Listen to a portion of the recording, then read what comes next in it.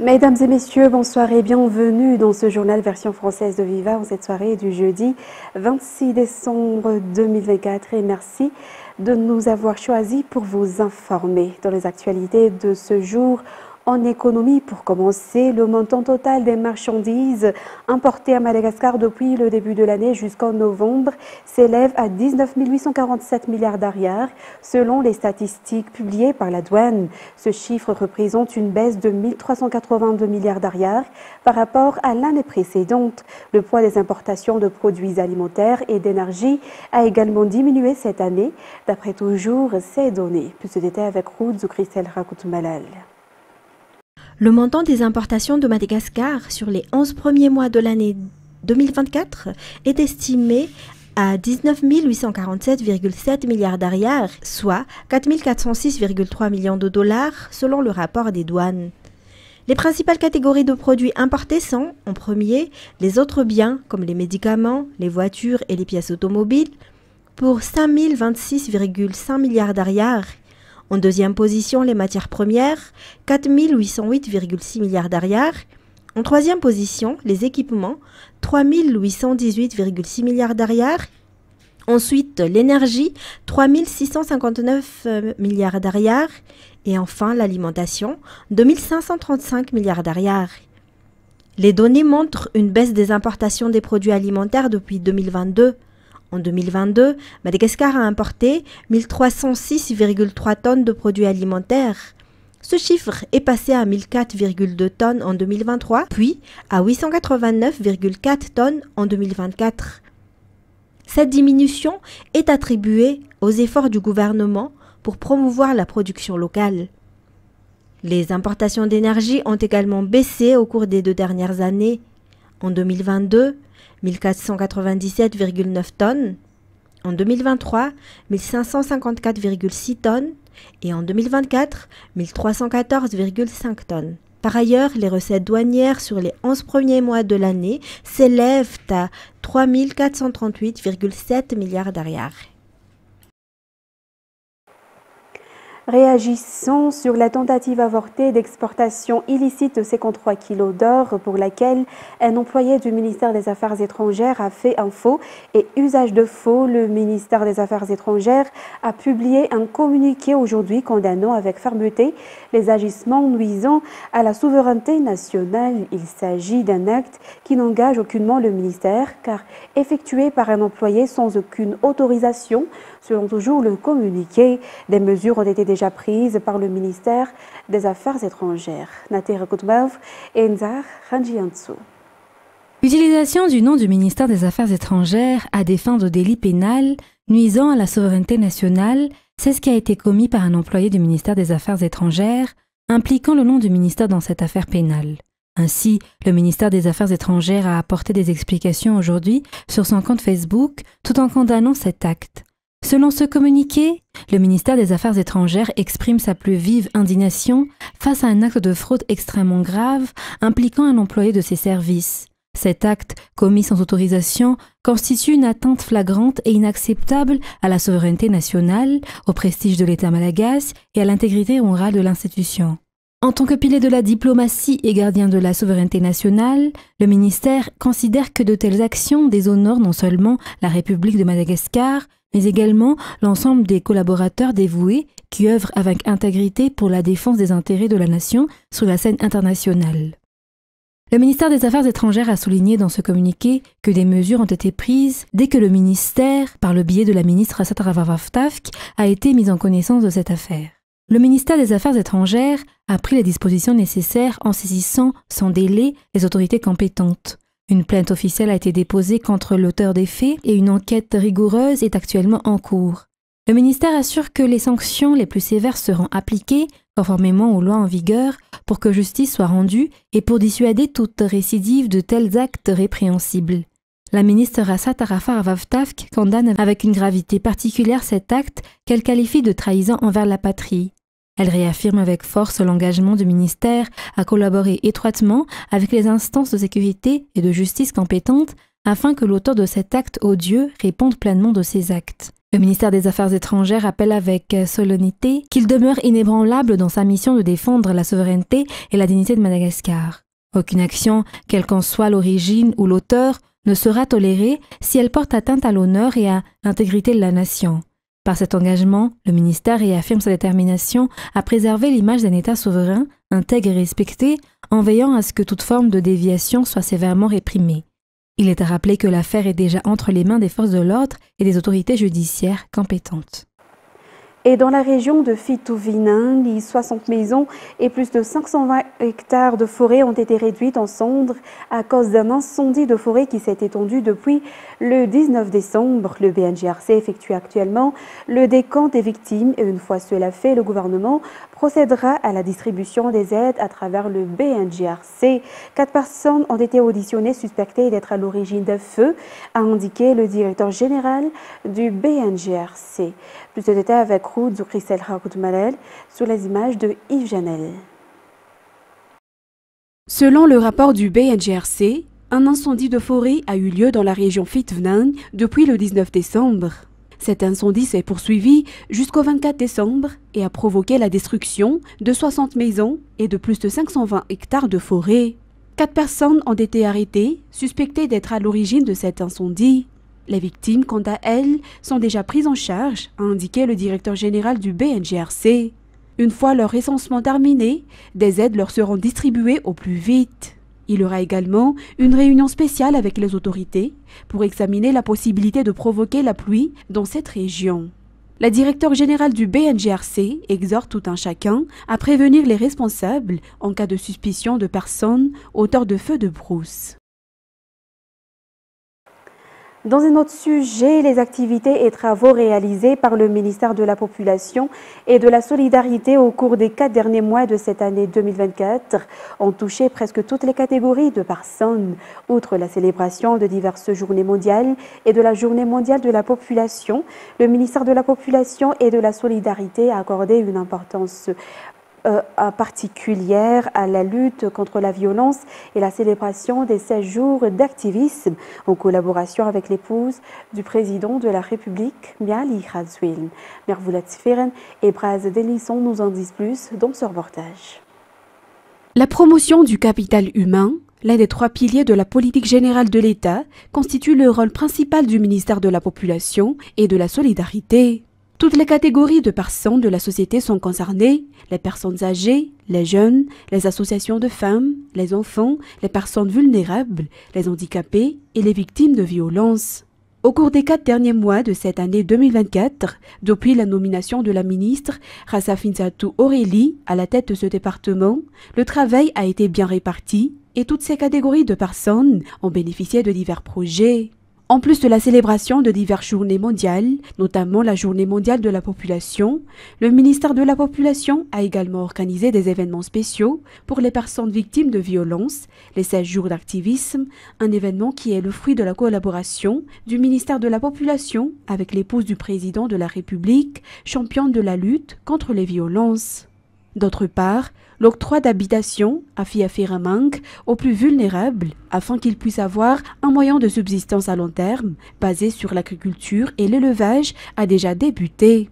À cela s'ajoutent également les projets de protection sociale menés par le ministère de la Population avec le président de la République, comme le projet Mifapitimben pour la population d'Antananarivo et le Tinzunwil pour chaque chef-lieu provincial afin de venir en aide aux ménages vulnérables face à l'inflation.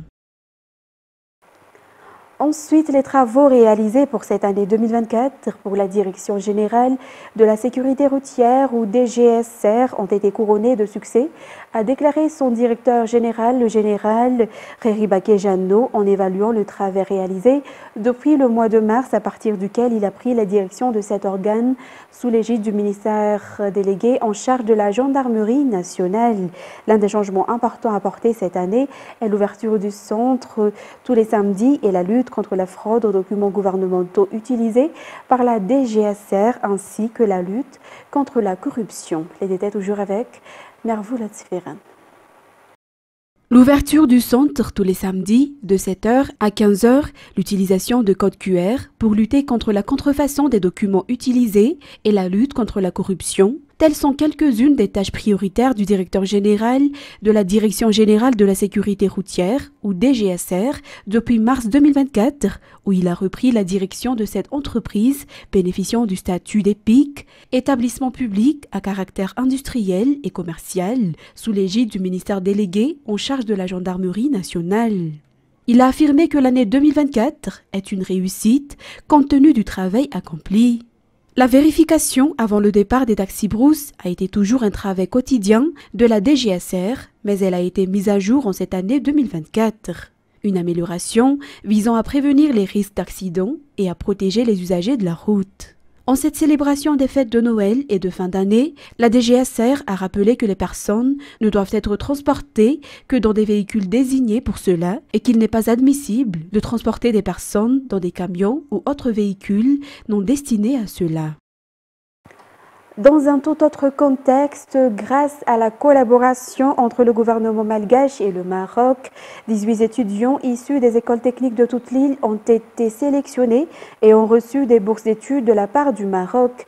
Le ministre de l'Enseignement technique et de la formation professionnelle a remis à chacun de ces étudiants ce matin leur billet d'avion. Ces 18 étudiants partiront ce soir et continueront leurs études dans différentes filières au Maroc pendant 2 ans. Reportage sur les images de Anzar Radzonarvelo.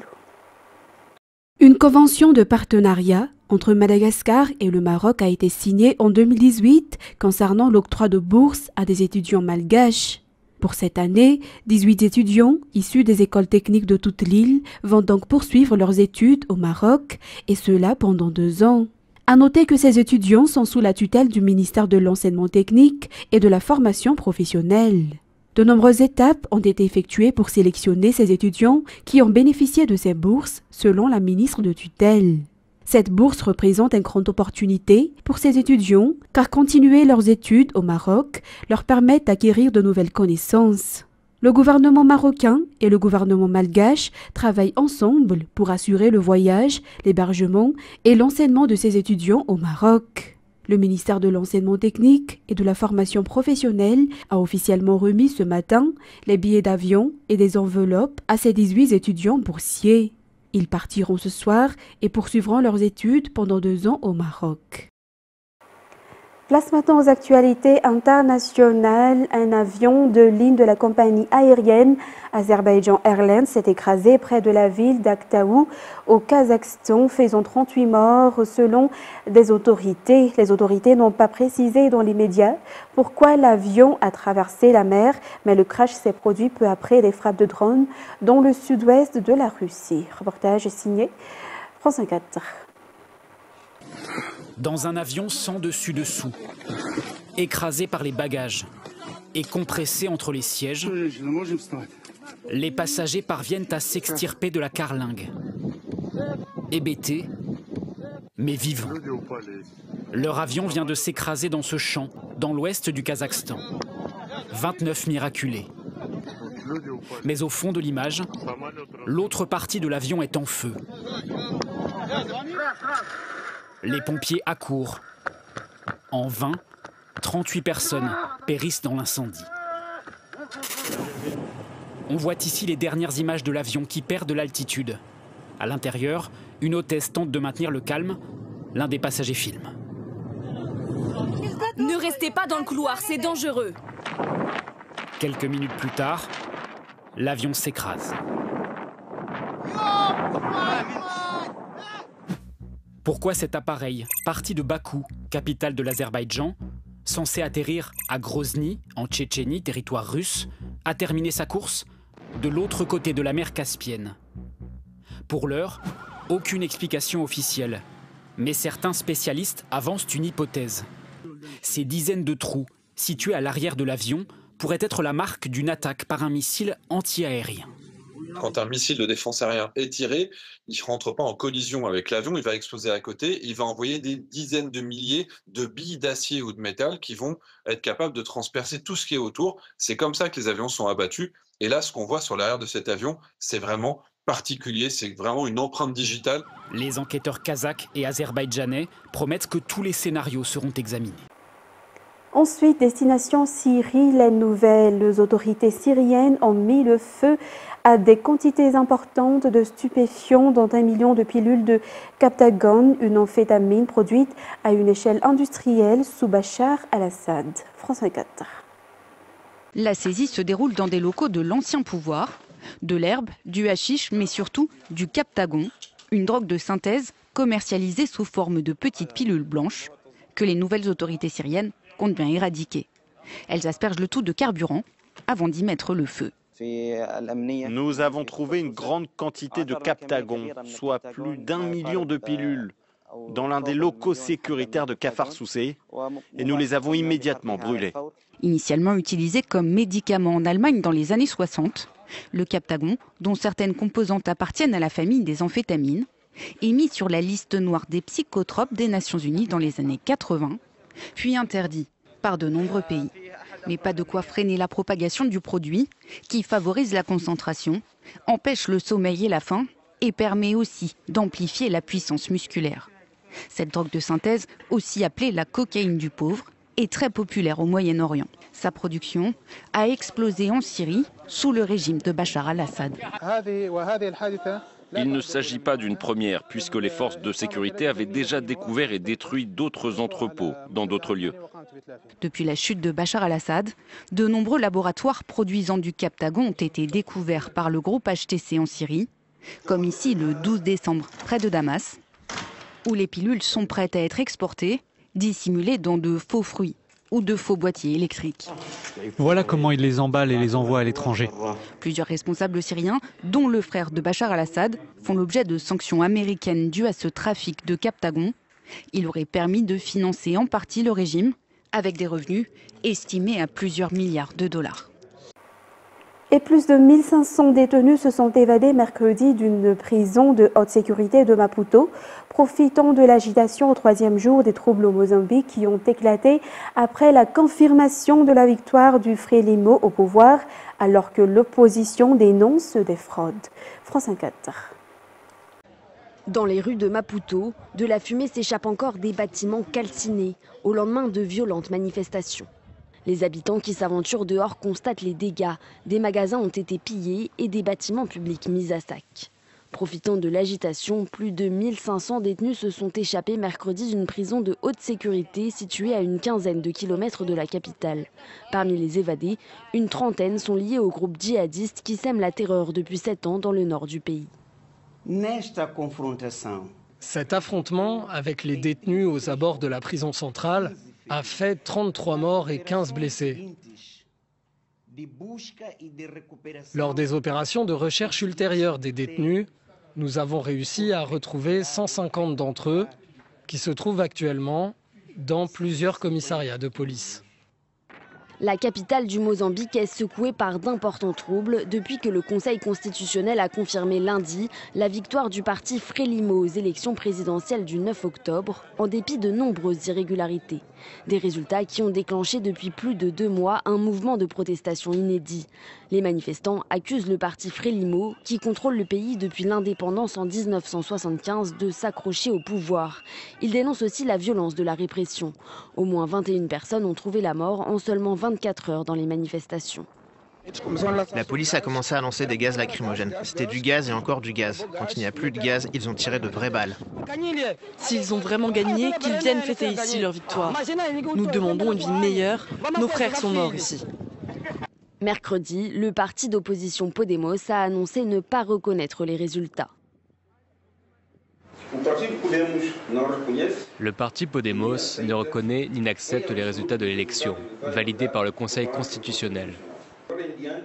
Désormais, Podemos, au nom de la justice et de la patrie, appartient aux Mozambicains authentiques et ses acteurs politiques sérieux poursuivront la lutte aux côtés de ce peuple opprimé. En 2 mois de manifestations, de grèves et de blocages, au moins 150 personnes ont perdu la vie dans le pays. Mesdames et messieurs, et c'est avec ce reportage que nous terminons cette édition d'aujourd'hui. Nous vous remercions de votre fidélité et après cette édition, vous allez suivre le film intitulé Meet Me Next Christmas. Quant à moi, je vous donne rendez-vous pour une autre fois pour de nouvelles actualités. Au revoir à tous.